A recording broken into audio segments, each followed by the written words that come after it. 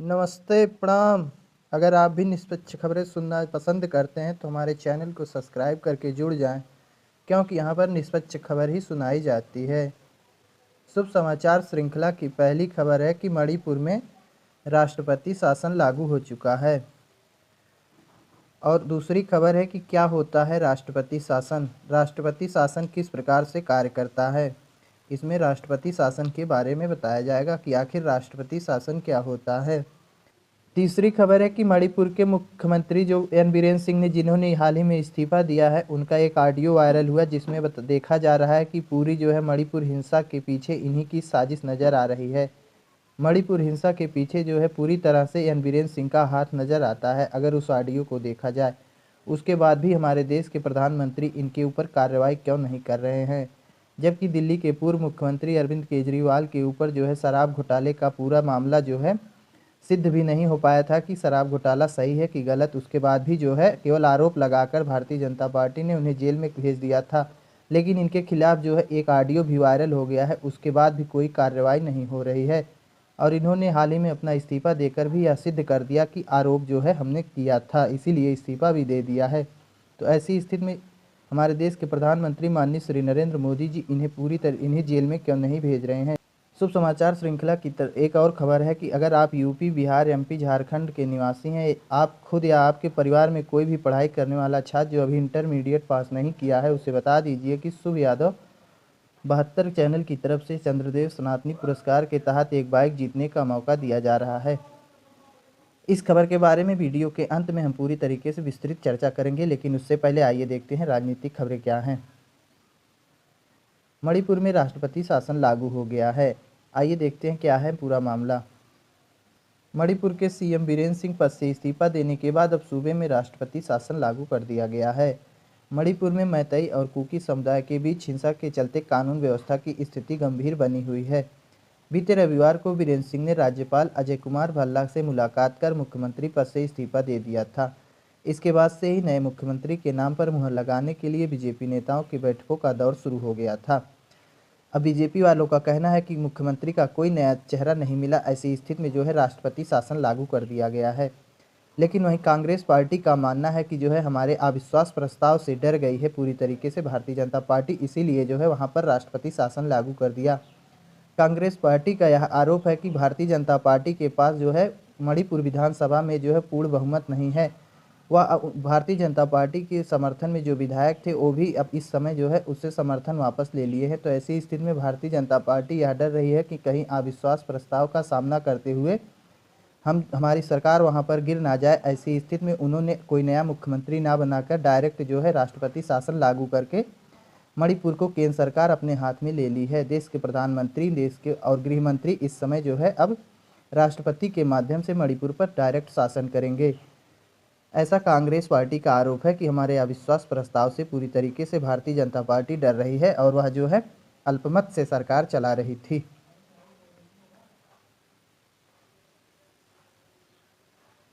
आइए देखते हैं कि राष्ट्रपति शासन आखिर है क्या। राष्ट्रपति शासन की संवैधानिक व्यवस्था। राष्ट्रपति शासन को लेकर देश के संविधान में क्या व्यवस्था की गई है। राष्ट्रपति शासन से जुड़े प्रावधान संविधान के अनुच्छेद 356 में दिए गए हैं। संविधान के अनुच्छेद 356 में राष्ट्रपति शासन का प्रावधान है। आर्टिकल 356 के मुताबिक राष्ट्रपति किसी भी राज्य में राष्ट्रपति शासन लगा सकते हैं। अनुच्छेद 356 जो है राष्ट्रपति को ऐसी शक्ति देता है कि वह किसी भी राज्य में राष्ट्रपति शासन लगा दे, यदि वे इस बात से संतुष्ट हों कि राज्य सरकार, अगर जो है राष्ट्रपति को यह आशंका हो जाए कि राज्य सरकार संविधान के विभिन्न प्रावधानों के मुताबिक काम नहीं कर रही है, अगर राष्ट्रपति को ऐसा मालूम पड़ जाता है कि राज्य सरकार संविधान के प्रावधान के हिसाब से कार्य नहीं कर रही है, तो राष्ट्रपति उस राज्य में राष्ट्रपति शासन लगा सकते हैं। ऐसा जरूरी नहीं है कि राष्ट्रपति उस राज्यपाल की रिपोर्ट के आधार पर ही यह फैसला ले। ऐसा जरूरी नहीं है कि राज्यपाल ही यह बताएं कि यह इस राज्य में जो है संविधान के अनुसार कार्य नहीं कर रहा है। तो ऐसी स्थिति में अगर राष्ट्रपति खुद ही जो है उसे आशंका हो जाती है कि यह राज्य संविधान के अनुसार नहीं चल रहा है, तब भी राष्ट्रपति जो है अनुच्छेद 356 के तहत राष्ट्रपति शासन लगा सकता है। राज्यपाल रिपोर्ट दे या चाहे ना दे, केवल राष्ट्रपति को ही आशंका हो जाए अगर, और जिस राज्य में राष्ट्रपति शासन लागू हो जाता है उस राज्य में जो है देश के प्रधानमंत्री, देश की कैबिनेट मंत्री जो है पूरी तरीके से राष्ट्रपति के माध्यम से शासन करने लगती है। भारतीय संविधान के अनुच्छेद 355 और 356 के तहत राष्ट्रपति शासन लगाया जा सकता है। अनुच्छेद 355 केंद्र सरकार को राज्यों को बाहरी आक्रमण और आंतरिक अशांति से बचाने की ताकत देती है। अनुच्छेद 355 जो है, जब किसी राज्य पर कोई, जैसे अब बंगाल पर जो है बांग्लादेश आक्रमण कर दे, तो ऐसी स्थिति में जो है 355 के तहत जो है केंद्र सरकार जो है उस राज्य में हस्तक्षेप करके जो है वहाँ पर खुद शासन कर सकती है और बांग्लादेश से होने वाले आक्रमणों से बचाने का कार्य करेगी। या फिर आंतरिक अशांति हो, आंतरिक अशांति से मतलब जैसे राज्य में कोई दंगा फसाद हो गया है और राज्य सरकार उसे कंट्रोल नहीं कर पा रही है, तो ऐसी स्थिति में केंद्र सरकार जो है वहाँ पर खुद जाकर उस राज्य की रक्षा कर सकता है। वहीं किसी राज्य में संवैधानिक तंत्र के असफल या कमजोर पड़ने पर राष्ट्रपति अनुच्छेद 356 के तहत राज्य सरकार की शक्तियों को अपने अधीन कर लेते हैं। अब किसी राज्य में जैसे भारतीय संविधान के अनुसार कोई राज्य कार्य नहीं कर रहा है, तो उसमें जो है राष्ट्रपति शासन अनुच्छेद 356 के तहत लगाया जाएगा। राष्ट्रपति शासन लगाने के लिए राज्यपाल राष्ट्रपति को रिपोर्ट भेजते हैं। अब जैसे किसी राज्य में राष्ट्रपति शासन लगाना है तो राज्यपाल जो है रिपोर्ट भेजते हैं और फिर राष्ट्रपति केंद्रीय कैबिनेट की सलाह के बाद इसे लागू कर देता है। अब जैसे राज्यपाल है, यहाँ राज्य में एक राज्यपाल होता है या एक रिपोर्ट भेजेगा राष्ट्रपति को। अब राष्ट्रपति जो रहेंगे वो जो है केंद्रीय कैबिनेट अर्थात देश के प्रधानमंत्री, गृह मंत्री जिसमें शामिल होते हैं, उस कैबिनेट से सलाह लेंगे राष्ट्रपति, इस कैबिनेट से। उसके बाद जो है अगर यह कैबिनेट जो है अनुमति देती है तो ये लागू कर देते हैं। राष्ट्रपति शासन लागू होने के बाद मुख्यमंत्री के नेतृत्व वाली मंत्रिपरिषद भंग हो जाती है। राज्य के जो मुख्यमंत्री के नेतृत्व में मंत्रिपरिषद कार्य कर रही थी उसे भंग कर दिया जाता है। राज्य सरकार के सभी मामले राष्ट्रपति के पास चले जाते हैं। अब जैसे वर्तमान में उत्तर प्रदेश के मुख्यमंत्री जो हैं योगी आदित्यनाथ एक मंत्रिपरिषद के माध्यम से अपने इस राज्य का शासन कर रहे हैं।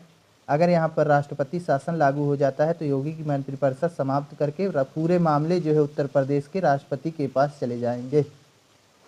ऐसी स्थिति में 2 महीने के अंदर संसद के दोनों सदनों की मंजूरी लेनी होती है।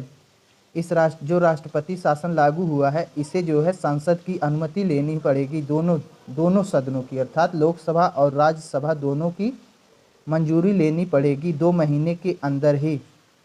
राष्ट्रपति शासन को 6 महीने से लेकर अधिकतम 3 साल तक बढ़ाया जा सकता है।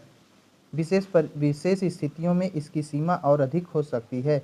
राष्ट्रपति शासन 6 महीने से लेकर 3 साल तक लगाया जा सकता है। अगर कोई विशेष परिस्थिति उत्पन्न हो गई है तो 3 साल से अधिक भी हो सकता है। ऐसी स्थिति में 2 महीने के अंदर संसद के दोनों सदन की मंजूरी लेनी होती है। ये सब तो हो गया। देश में पहली बार अनुच्छेद 356 का इस्तेमाल देश के पहले प्रधानमंत्री जवाहरलाल नेहरू ने सन 1951 में किया था। पहली बार 1951 में, और कहाँ लगाया गया था? पंजाब में। देश के प्रथम प्रधानमंत्री जवाहरलाल नेहरू ने पहली बार 1951 में पंजाब में जो है राष्ट्रपति शासन लगाया था, जिसे करीब 1 साल तक जारी रखा गया था। पंजाब में पहली बार 1 साल तक जो है राष्ट्रपति शासन लागू किया गया था। मणिपुर की जब मणिपुर में हिंसा हुई थी तब की कुछ तस्वीरें सामने आई थी, उसे देख सकते हैं आप, किस प्रकार से मणिपुर जल रहा था। और इस संपूर्ण घटना का जो है एक ऑडियो जो है वायरल हो रहा है। उस ऑडियो को अगर ध्यान से सुनेंगे और समझेंगे तो उसमें जो है एन बीरेन सिंह का पूरा हाथ बताया जा रहा है। उस ऑडियो से लग रहा है कि इस मणिपुर हिंसा जो इतनी भयंकर आगजनी हुई है, इस सब के पीछे वहाँ के मुख्यमंत्री, भारतीय जनता पार्टी के मुख्यमंत्री एन बीरेन सिंह का हाथ था। ऐसी खबरें आने के बाद भी हमारे देश के प्रधानमंत्री अभी भी जो है एन बीरेन सिंह को जेल में नहीं भेज रहे हैं। राष्ट्रपति शासन की अवधि हमने देख ही लिया, 6-6 महीना करके 3 वर्ष तक बढ़ाया जा सकता है। इसे राष्ट्रपति शासन क्यों कहते हैं? क्यों कहते हैं राष्ट्रपति शासन? इसे राष्ट्रपति शासन इसलिए कहा जाता है क्योंकि इसके द्वारा राज्य का नियंत्रण एक निर्वाचित मुख्यमंत्री की जगह सीधे भारत के राष्ट्रपति के अधीन आ जाता है। अभी तक जो राज्य का नियंत्रण एक निर्वाचित मुख्यमंत्री के हाथ में था, वह जो है भारत के राष्ट्रपति के अधीन आ जाता है। लेकिन प्रशासनिक दृष्टि से राज्य के राज्यपाल को केंद्रीय सरकार द्वारा कार्यकारी अधिकार प्रदान कर दिए जाते हैं। अब जैसे राष्ट्रपति शासन लागू हो गया तो राष्ट्रपति तो आएंगे नहीं राज्य में शासन करने के लिए। राष्ट्रपति जो है अपना अधिकार राज्यपाल को दे देते हैं। राज्य का जो राज्यपाल होता है उसे सब अधिकार देते हैं, वह जो है कार्य करता है। राज्य का प्रशासन जो है राज्यपाल तब संभालता है। अब राष्ट्रपति खुद संभालेंगे नहीं, लेकिन जो ऐसा माना जाता है कि राष्ट्रपति ही कार्य कर रहे हैं। प्रशासन में मदद करने के लिए राज्यपाल सलाहकारों की नियुक्ति करता है। अब जैसे प्रशासन में मदद करने के लिए केवल अकेले राज्यपाल तो इतनी बड़े राज्य को संभाल नहीं पाएगा, वह कुछ सलाहकारों की नियुक्ति करता है जो आमतौर पर सेवानिवृत्त सिविल सेवक होते हैं। जो यूपीएससी की परीक्षा होती है, सिविल सर्विसेज की जो परीक्षा होती है, उसमें से जो सेवानिवृत्त होते हैं उन्हें नियुक्त किया जाता है। आमतौर पर इस स्थिति में राज्य में केंद्र में सत्तारूढ़ पार्टी की नीतियों का अनुसरण होता है। अब देख लेते हैं कि जो है क्या क्या बदलाव होते हैं जब राष्ट्रपति शासन लागू हो जाता है, तो क्या क्या बदलाव होते हैं राज्य में। राष्ट्रपति मुख्यमंत्री के नेतृत्व वाली मंत्रिपरिषद को भंग कर देते हैं। सबसे पहले तो मुख्यमंत्री के नेतृत्व वाली मंत्रिपरिषद को ही भंग कर दिया जाता है। उसके बाद जो है राष्ट्रपति जो है घोषणा कर सकता है कि राज्य विधायिका की शक्तियों का प्रयोग संसद करेगी। संसद ही राज्य के विधेयक और बजट प्रस्ताव को पारित करती है। अब जो राज्य का बजट और विधेयक होता था, जो राज्य की विधानसभा पारित करती थी, उसे अब संसद पारित करेगी। संसद को यह अधिकार है कि वह राज्य के लिए कानून बनाने की शक्ति राष्ट्रपति अथवा उसके किसी नामित अधिकारी को दे सकती है। जब से मुख्यमंत्री एन बीरेन्द्र सिंह ने राज्यपाल अजय भल्ला को अपना इस्तीफा दिया है, तब से सरकार की साख पर भी सवाल उठाए जाने लगे हैं। आइए देखते हैं क्या पूरी खबर। साल 2022 में मणिपुर में भारतीय जनता पार्टी ने अपनी सरकार बनाई थी। 2022 में सरकार बनी थी। 60 विधानसभा सीटों वाले राज्य की विधानसभा में बीजेपी ने 32, कांग्रेस ने 5 और अन्य ने 23 सीटों पर जीत दर्ज की थी। नतीजों के करीब 5 महीने बाद जनता दल यूनाइटेड के जीते हुए 6 में से 5 विधायकों ने बीजेपी ज्वाइन कर ली थी। ऐसे में 32 तो बीजेपी के थे, 5 जो है और विधायक बीजेपी ज्वाइन कर लेते हैं। अब टोटल जो है 37 विधायक भारतीय जनता पार्टी के पास थे। मणिपुर में बीजेपी के पास अपने 37 विधायक हैं। पूर्ण बहुमत है। करीब 3 साल का कार्य बचा है, बावजूद इसके राज्य में राष्ट्रपति शासन लगाना पड़ रहा है। राज्य में पूर्ण बहुमत की सरकार है भारतीय जनता पार्टी के पास और अभी 3 साल का जो है समय भी है। ऐसी स्थिति में फिर भी जो है भारतीय जनता पार्टी को राष्ट्रपति शासन लगाना पड़ रहा है, तो कहीं ना कहीं सवाल तो उठना जायज ही है।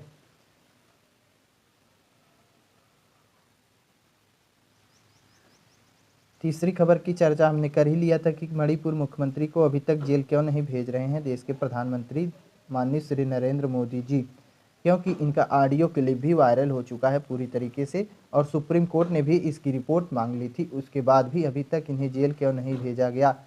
मणिपुर इतनी ज़्यादा हिंसा हुई, जहां 250 से 300 लोग मारे गए थे, हज़ारों लोग विस्थापित हुए थे, जिसका पूरा जिम्मेदार अब बताया जा रहा है कि एन बीरेन्द्र सिंह ही थे। तो ऐसी स्थिति में देश के प्रधानमंत्री अभी तक इन्हें जेल क्यों नहीं भेज रहे हैं। जबकि वहीं दिल्ली में केवल भारतीय जनता पार्टी ने पूर्व मुख्यमंत्री अरविंद केजरीवाल के ऊपर यह आरोप लगा दिया था कि आपने शराब घोटाला किया है, ज़बरदस्ती यह आरोप लगा दिया था और उन्हें जेल में बंद कर दिया। अभी उस मामले की जांच चल ही रही थी कि उन्हें जेल में डाल दिया गया, लेकिन इनके खिलाफ जो है एन बीरेन्द्र सिंह के खिलाफ जो है एक ऑडियो भी वायरल हो गया है। उसके बावजूद भी हमारे देश के प्रधानमंत्री अभी तक इन्हें जेल में क्यों नहीं भेज रहे हैं, ऐसा कांग्रेस पार्टी के नेताओं का सवाल है। और अरविंद केजरीवाल के ऊपर आप देख लीजिए कि इनके ऊपर जो है भारतीय जनता पार्टी ने केवल यह आरोप लगाया कि आपने शराब घोटाला किया है। इनकी जांच चल ही रही थी कि तब तक इन्हें भारतीय जनता पार्टी वालों ने जेल में डाल दिया। लेकिन वहीं देखा जा रहा है कि अब एन बीरेन्द्र सिंह को जेल भेजने में भारतीय जनता पार्टी इतना देर क्यों कर रही है। शुभ समाचार श्रृंखला की अगली खबर एमपी, बिहार, यूपी, झारखंड के निवासियों के लिए है। अगर आप इन राज्यों से संबंधित है तो यह खबर आपके लिए है। चंद्रदेव सनातनी पुरस्कार बिल्कुल मुफ्त है। इसमें आपको 1 रुपया चार्ज तक नहीं लगेगा, ना कोई फार्म चार्ज लगेगा, ना कुछ लगेगा। केवल आपको बस आपको अपने परिवार माँ बाप का नाम रोशन करने के लिए जो है खूब मेहनत से पढ़ाई करने की ज़रूरत है। हम सब ने देखा है कि हाई स्कूल के छात्र हों चाहे इंटर के छात्र हों, जब उन्हें पढ़ने के लिए कहो तो ज़्यादातर छात्र यही सोचते हैं कि इस परीक्षा को पास करने से क्या मिलेगा।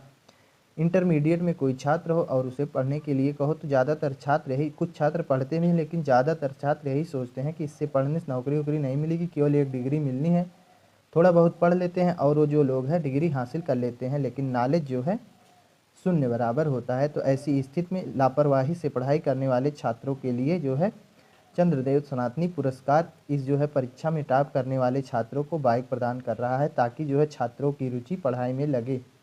इंटर की पढ़ाई भी छात्र जो है ध्यानपूर्वक करें। ऐसे में लापरवाही से पढ़ाई करने वाले छात्रों को बता दो कि शुभ यादव आ चुके हैं। अगर आप यूपी, बिहार, एमपी, झारखंड के छात्र हैं और अपने राज्य में पहला या दूसरा स्थान लाते हैं तो आपको एक परीक्षा में शामिल किया जाएगा। इस परीक्षा में ज़्यादा अंक हासिल करने पर आपको चंद्रदेव सनातनी पुरस्कार प्रदान कर दिया जाएगा। आने वाले समय में यह पुरस्कार जो अभी 4 राज्यों में केवल लागू है, इसे सभी राज्यों में लागू किया जाएगा। यह पुरस्कार 2023 में ही जारी करने वाले थे, लेकिन कुछ न्यूज़ चैनल से विवाद होने के चलते यह जो है पुरस्कार 2023 में नहीं लागू कर पाए। इस बार जो भी छात्र इंटर में नाम लिखवाने जा रहे हैं उनके लिए यह पुरस्कार है। अगर आप अभी हाई स्कूल या 11 में हैं, 9 में हैं, तो आपके पास काफ़ी टाइम है, लेकिन अगर आप इस बार इंटर में नाम लिखवा रहे हैं तो आपके पास यह पुरस्कार जीतने के लिए साल भर का समय है। ऐसे में जो छात्र इंटर में एडमिशन करवाने जा रहे हैं उन तक यह सूचना ज़रूर शेयर कर दें, ताकि वह मेहनत से पढ़ाई करें और अगली बार इस पुरस्कार को जीत सकें। जो छात्र हाई स्कूल में हैं उन्हें तो अभी काफ़ी समय है, लेकिन जो छात्र इंटर में एडमिशन लेने जा रहे हैं उन्हें केवल 1 ही साल का समय है। ऐसे में उन छात्रों तक यह सूचना जरूर पहुंचाया जाए, ताकि साल भर वो लोग मेहनत से पढ़ाई करें और चंद्रदेव सनातनी पुरस्कार के तहत एक बाइक प्राप्त कर सकें।